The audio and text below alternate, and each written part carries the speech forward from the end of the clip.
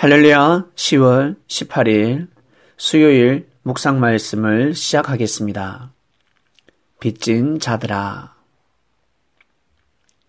사람은 살아가면서 죄를 범합니다. 알고 범하기도 하고 모르고 범하기도 합니다.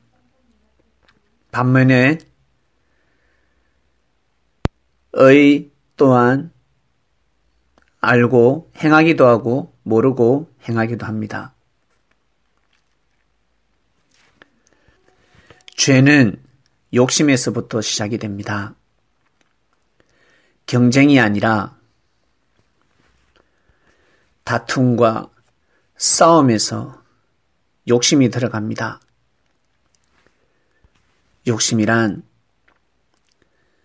마음에서 욕을 하는 것입니다. 입술로 욕을 하면 욕이 되는 것이고 마음으로 욕을 하게 되면 욕심이 되는 겁니다. 마음에서 욕이 나가는 것입니다.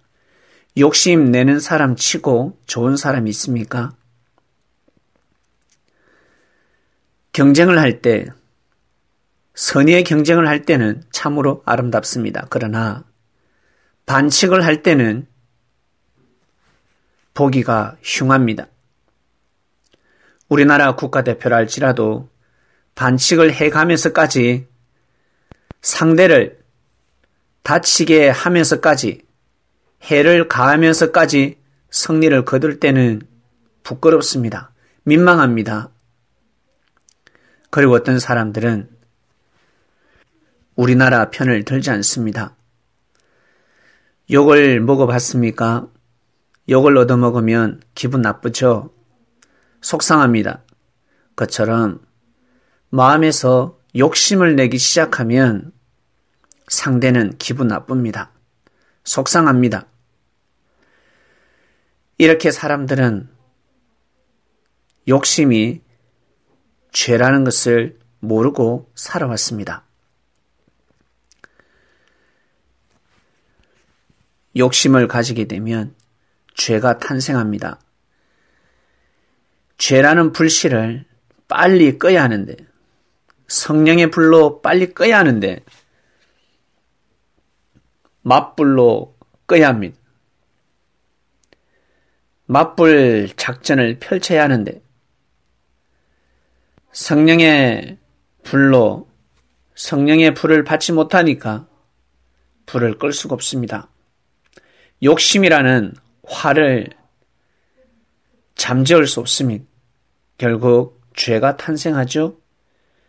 죄가 점점 장성하게 되면 사망에 이르게 됩니다. 이것을 막으시려고 하나님께서는 시대마다 선지자를 보내주셨습니다. 성경에 기록되어져 있는 선지자뿐만 아니라 기록되어져 있지 않는 선지자들도 분명히 있습니다. 곳곳에서 선지자의 역할을 합니다. 오직 하나님을 경외하라.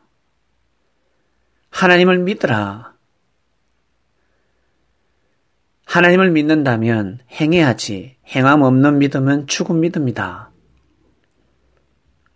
결국 예수님이 오셨습니다.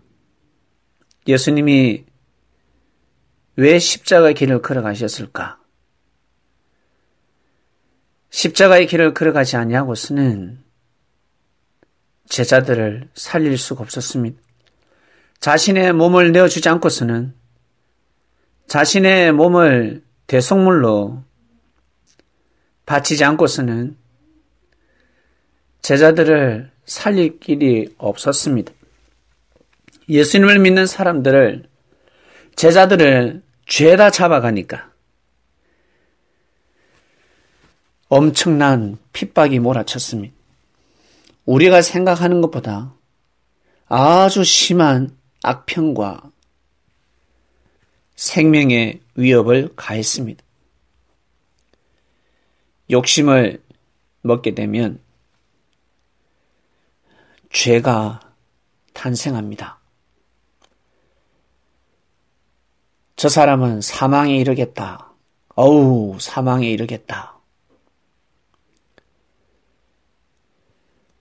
너무 많은 악평을 한다. 저러다가 하나님한테 심판을 받지. 사망에 이르게 되는 것입니다. 사망에 이르렀다는 것은 하나님과의 관계성이 끊어졌다라는 뜻입니다. 하나님과의 관계성이 끊어지게 되면 섭리를 부인하게 됩니다. 하나님의 말씀을 부인하게 됩니다. 예수님을 통해서 진정 선포되는 하나님의 말씀을 부인하게 됩니다. 서기관과 바리새인들을 통한 하나님의 말씀은 인정하는데 예수님을 통해서 선포된 하나님의 말씀을 부인하게 됩니다. 왜 그럴까? 사망에 이르렀기 때문에 자신도 모르게 죄를 범하며 살아온 사람들, 예수님을 맞이함으로 인해서 그의 사랑을 진심으로 받아들였습니다. 진정한 사랑을 받아들이기 시작했습니다. 예수님을 인정하기 시작했습니다. 예수님을 모시기 시작했습니다. 섬기기 시작했습니다. 이것이 바로 사랑이었습니다. 예수님을 사랑하는 그 자체가 형제 사랑이요. 둘째 계명에 해당이 되고 나아가서 하나님을 사랑하는 격이었습니다. 이 비사를 누가 알았을까? 사람을 사랑하게 되면, 모시고 섬기게 되면 속 사람뿐만 아니라, 그 사람뿐만 아니라 속 사람에게도 은혜를 끼치게 되는 것입니다.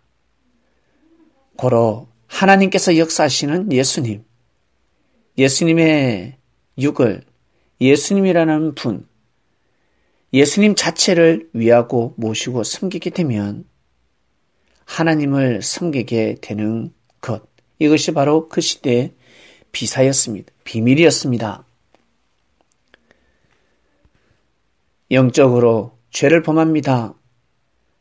자신도 모르게 죄가 태산같이 모였습니다. 티끌모아 태산이라고.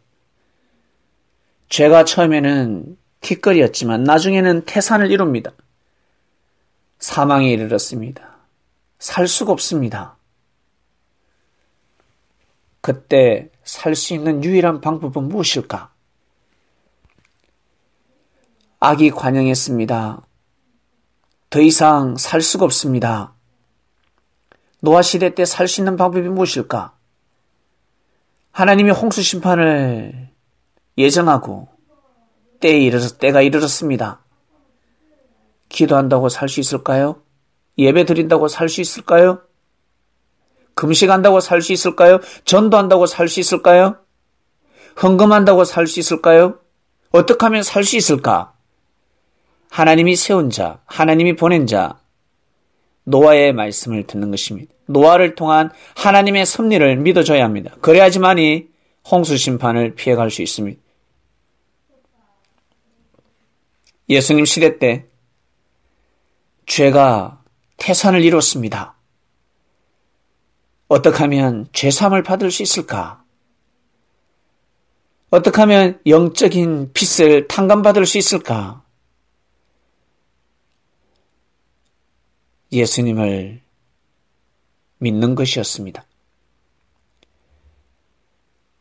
부모님들은 자기 자식처럼, 아니면 자기가 모시는 부모님, 할머니, 할아버지처럼 효를 다해야 합니다. 정말 예수님을 모시고 섬겨야 합니다. 외동아들처럼 생각하고 모시고 섬기는 남자와 여자들, 아저씨와 아줌마들, 남녀노소를 불문하고 예수님을 섬기게 되면 죄를 탕감받게 되는 것입니다. 다른 말로 빚이 탕감을 받는 것입니다. 빚이 사라지는 것입니다. 빚은 다른 말로 죄가 되는 것입니다. 영적으로 죄가 되는 것입니다. 잘못을 했을 때, 실수를 했을 때, 사고를 쳤을 때 말로 되는 것도 있지만 몸소 행해야 합니다. 물질로 갚아야 합니다. 보상해야 합니다.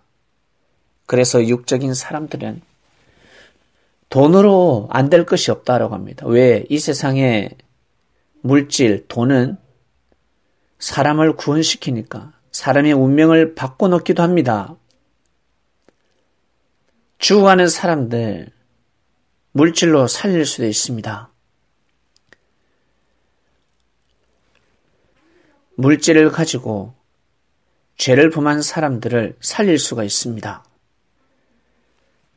합의를 보면 죄가 낮아지기도 합니다. 10년 동안 감옥에 있어야 하는데 합의를 하게 되면 5년 동안, 4년 동안만 감옥에 있으면 됩니다. 이러한 역할을 합니다. 이처럼 예수님을 믿게 되면 영적인 의를 쌓게 됩니다. 정말 큰 의의 값을 얻게 되는 것입니다. 지금 이 시대에 예수님을 믿는 가치가 떨어집니다. 왜 가치가 떨어질까? 그리스도인들도 예수님에 대한 가치를 잘 모릅니다. 왜 그럴까? 진정한 진리를 모르기 때문에 그렇습니다. 진짜 예수님이 전하신 말씀이 무엇인지 모르기 때문에 그저 사랑하라. 형제를 사랑하고 하나님을 사랑하라. 삶의 질서를 땅에서 엮인 것을, 묶인 것을 풀어주지 못하고 있습니다. 창세부터 감춰진 하나님의 말씀에 떡을 떼지 못하고 있습니다. 그저 맹목적인 믿음을 요구하고 있습니다. 그렇기 때문에 예수님에 대한 진정한 가치를 모릅니다. 섭린들은 말씀을 통해서 알게 되었습니다. 고로 말씀이 곧 생명입니다. 말씀을 먹으면 먹을수록 의가 쌓입니다. 하늘로부터 큰 의를 상속받고 있는 것입니다. 말씀을 무럭무럭 먹어야 합니다. 말씀을 귀하게 여길 줄 알아야 합니다. 그래야 나중에 실수를 하고 잘못을 하고 죄를 범해도 살아날 수가 있습니다. 의값 때문에 말씀을 믿어준 의, 그 의를 통해서 죄를 탕감받을 수 있는 것입니다. 오늘 말씀 여기까지 하겠습니다. 하나님 아버지 감사합니다. 빚진 자, 빚에 대한 말씀, 육적인 빚과 영적인 빚, 말씀에 떡을 떼고 있습니다. 오늘도 귀한 말씀이 선포되었습니다. 성린들 말씀을 받고 오늘 하루도 열심히 뛰고 달리며 승리하는 삶을 살게 하소서. 수요 예배가 있습니다. 수요 단상 가운데 귀한 말씀이 선포됩니다. 모두 다 마음의 길을 경청하게 하시고 항상 의로운 자들이 되어서 주님의 한을 풀어드리는 귀한 삶을 살아가는 섬린이 되길 바랍니다. 감사함을 드리며 사랑하는 예수님의 이름으로 기도드립니다. 아멘.